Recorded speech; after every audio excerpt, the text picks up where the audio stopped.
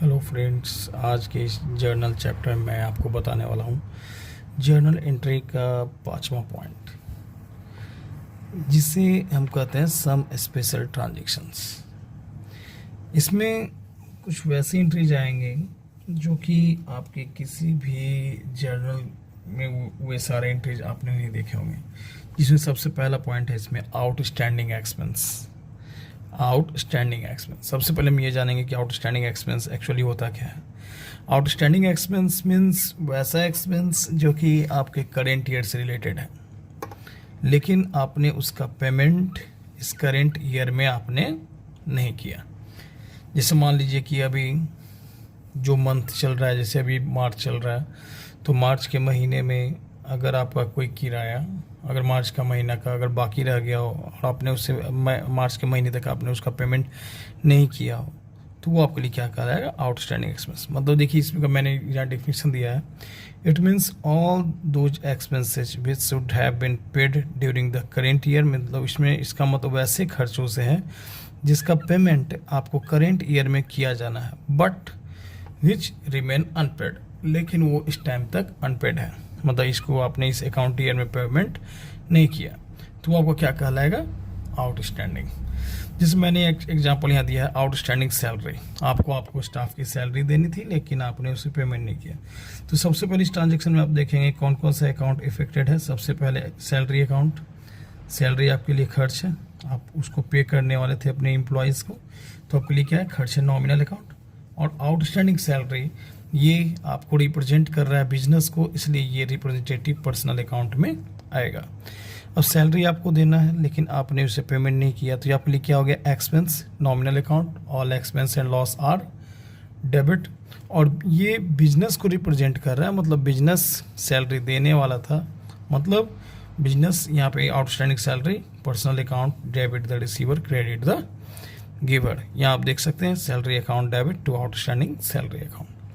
अब इसके बाद सेकेंड एंट्री आता है आपका प्रीपेड एक्सपेंस। प्रीपेड एक्सपेंस जो होता है आउटस्टैंडिंग एक्सपेंस का ठीक उल्टा होता है। आउटस्टैंडिंग एक्सपेंस था कि जो वैसा एक्सपेंस जो कि करेंट ईयर से रिलेटेड था, लेकिन वो अनपेड रह गया। लेकिन प्रीपेड एक्सपेंस मतलब होता है वैसा एक्सपेंस जो कि नेक्स्ट ईयर से रिलेटेड है और आपने उसका पेमेंट इस करेंट ईयर में कर दिया है। देखिए, इसका डिफिनेशन मैंने यहाँ पे दिया है, it means those expenses which are related to the next year. इसमें वैसे खर्चे आएंगे जो कि नेक्स्ट ईयर से रिलेटेड है, but have been paid during the current year, लेकिन जिसका पेमेंट इस करेंट ईयर में ही कर दिया गया है। तो वैसे में एक एग्जांपल है आपका प्रीपेड रेंट का। इसमें सबसे पहले रेंट अकाउंट, नॉमिनल अकाउंट, दूसरा प्रीपेड रेंट, ये आपके बिजनेस को रिप्रेजेंट कर रहा है, तो ये रिप्रेजेंटेटिव पर्सनल अकाउंट हो गया। और यहाँ आप देख सकते हैं कि आपने रेंट एडवांस पे किया है, तो अगर आप एडवांस में रेंट पे कर रहे हैं तो इन फ्यूचर आप उसको रेंट पे करने वाले तो है नहीं, तो वो आपके लिए नॉमिनल अकाउंट इनकम के तौर पे शो करेगा, अगले साल आपको पे नहीं करना पड़ेगा, तो इसको हम क्या करेंगे, क्रेडिट। और बिजनेस किसी को दिया है तो वो रिप्रेजेंट कर रहा है कि वो बिजनेस के लिए क्या था, रिसीवर था, personal account debit the receiver. Entry क्या हो गया, prepaid rent account debit to rent account. यहाँ तीसरा एंट्री आप देख रहे हैं एक्रूड इनकम पे। तो एक्रूड इनकम क्या होता है, एक्रूड इनकम होता है वैसा इनकम जो कि आपके करेंट ईयर से रिलेटेड है, लेकिन आपने उसका पेमेंट, लेकिन आपको उसका अमाउंट आपको करेंट ईयर से रिलेटेड है, लेकिन वो आपको नहीं मिला, तो वैसा इनकम आपका एक्रूड इनकम कहलाता है। It means all those income earned, आप कमा चुके हैं, but may not have been received, लेकिन वो रिसीव नहीं हुआ, तो वैसा इनकम क्या कहलाएगा, एक्रूड इनकम कहलाएगा। अब यहाँ पे देखेंगे, इसका एक एग्जांपल हम आपको देखा,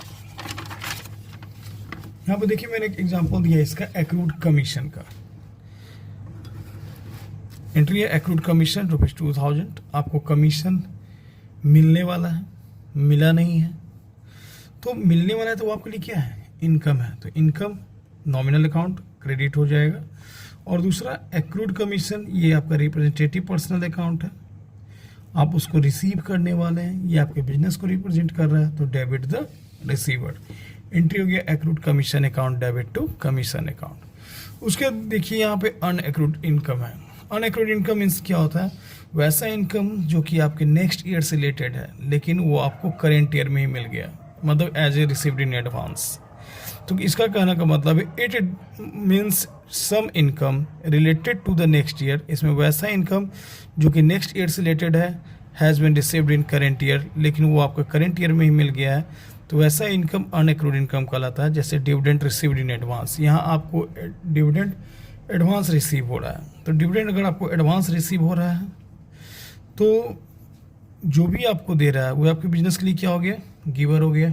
पर्सनल अकाउंट गिवर को क्या करेगा, debit the receiver credit the giver. और नेक्स्ट टाइम वो डिविडेंड आपको मिलेगा नहीं, तो वो नॉमिनल अकाउंट उस टाइम के लिए आपके लिए क्या है, आपके नॉमिनल अकाउंट को बढ़ाएगा। इसलिए यहाँ पे डिविडेंड को हम लोग डेबिट कर रहे हैं, dividend account debit to unaccrued dividend account. Next entry है डेप्रिसिएशन। सबसे पहले आपको जानना होगा कि डेप्रिसिएशन एक्चुअली क्या होता है।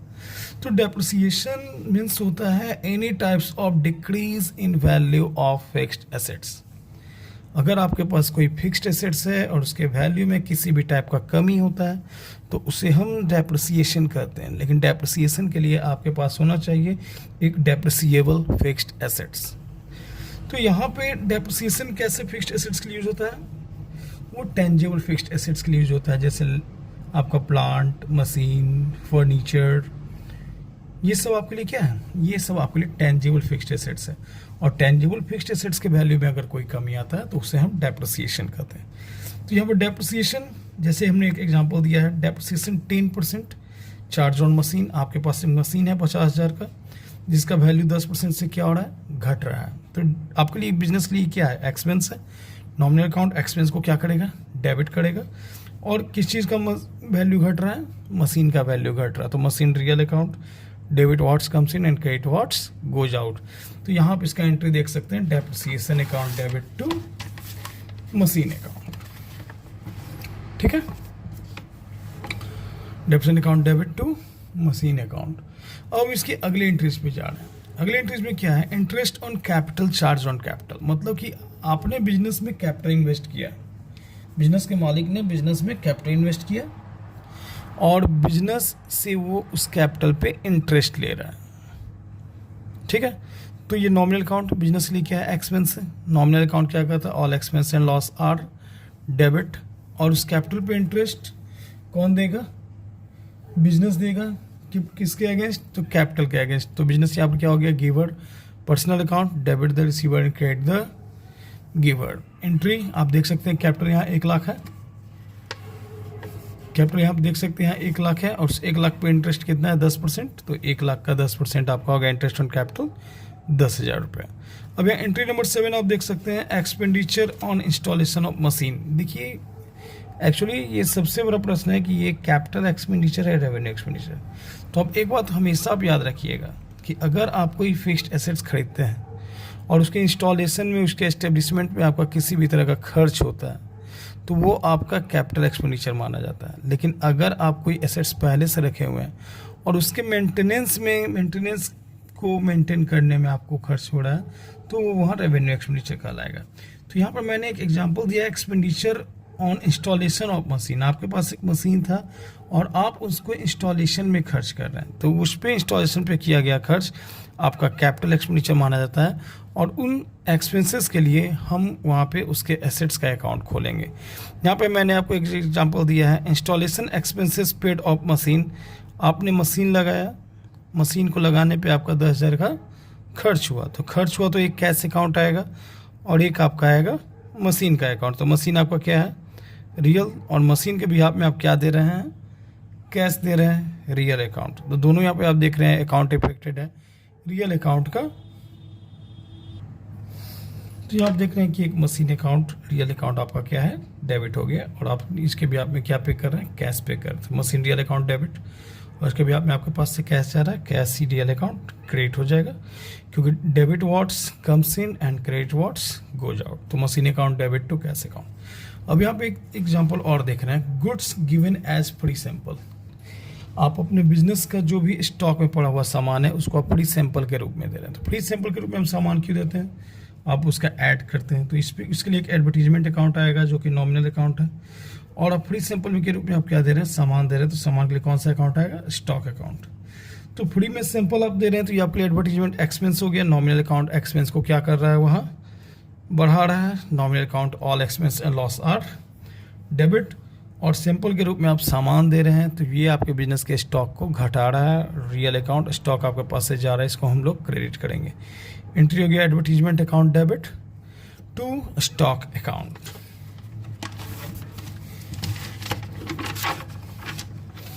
अब यहाँ पे इसका लास्ट एंट्री है आपके पास, गुड्स गिवन ए चैरिटी। आप चैरिटी को में सामान दे रहे हैं, तो चैरिटी में आप सामान देते हैं, आपके बिजनेस के लिए क्या हो गया, एक्सपेंस हो गया। Nominal account all expense and loss are debit, और चैरिटी में आप क्या दे रहे हैं, सामान दे रहे हैं, तो सामान दे रहे हैं तो आपका स्टॉक क्या हो रहा है, घटेगा। Real account debit what's comes in and credit what's goes out, charity account debit to stock account. और इसके साथ ही ये आपका सम स्पेशल ट्रांजेक्शन यहाँ पे समाप्त हुआ। अगर आपको ये वीडियो अच्छा लगा हो तो इस वीडियो को लाइक करें, हमारे चैनल को सब्सक्राइब करें, ताकि हमारा आगे आने वाला वीडियो आपको मिल सके नोटिफिकेशन के जरिए। Thank you.